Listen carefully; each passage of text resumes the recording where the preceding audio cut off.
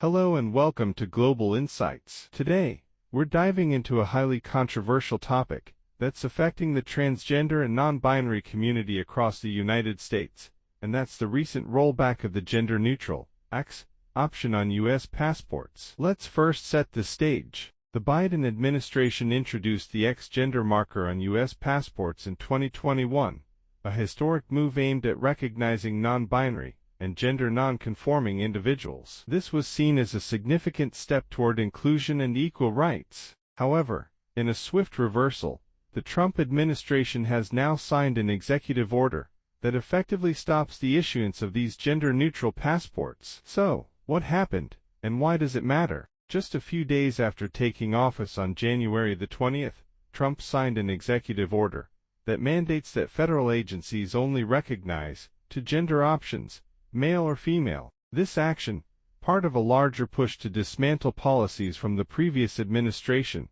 has directly impacted the ability of Americans to get passports with an X gender marker. According to a State Department spokesperson, under this order, U.S. passports will reflect the individual's biological sex, as defined in the executive order. In other words, the U.S. government will no longer issue passports with an X gender option, and it has paused processing applications that seek to mark a gender different from the one defined by the executive order. But that's not all. The State Department also stated that guidance on how to handle passports already issued with the X marker will soon be released.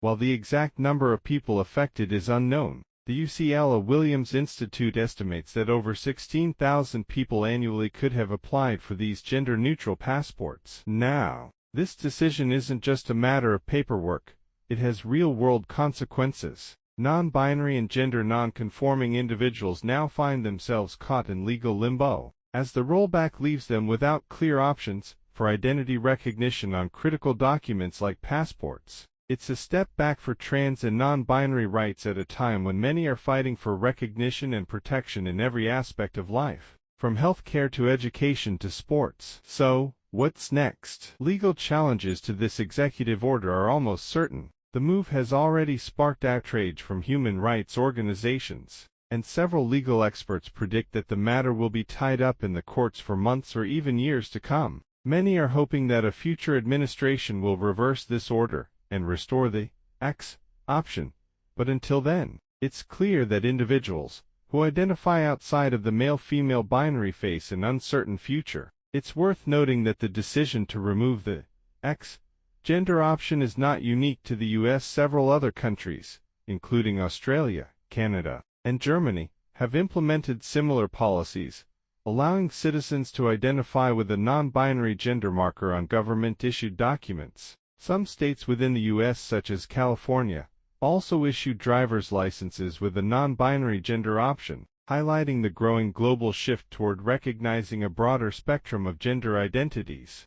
However, this shift in the U.S. highlights a stark divide in how different political administrations handle gender identity. While the Biden administration sought to expand recognition and inclusion, the Trump administration's approach marks a significant step back, especially for individuals who don't fit neatly into the traditional binary gender categories. One of the most controversial aspects of Trump's presidency was his vocal opposition to transgender rights, particularly regarding issues like transgender participation in women's sports and access to gender-affirming healthcare. These policies have been criticized for stoking division and discrimination against marginalized communities. This latest executive order is part of a broader effort to roll back LGBTQ+ rights, which many believe undermines fundamental human rights and equality. As for the legal ramifications, we can expect this decision to face significant challenges in the courts. If the decision is contested,